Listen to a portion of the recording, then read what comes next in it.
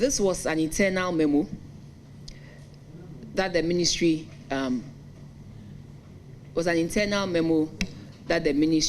usually with anything that occurs, I mean, we sit to deliberate on, the positives, and if there are any negatives or if there are any challenges, we see how best we can address those challenges. And so just like a normal management meeting where we looked at our expenditures, and then we also looked at our revenues.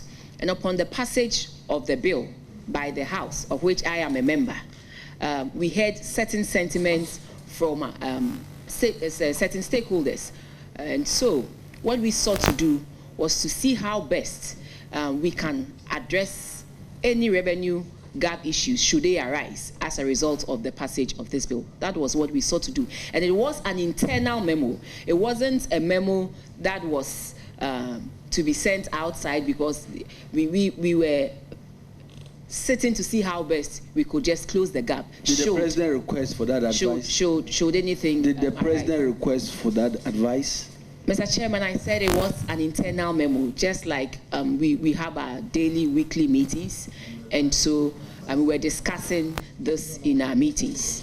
But it ended up being a letter to the president advising on the potential loss to the country of $3.8 billion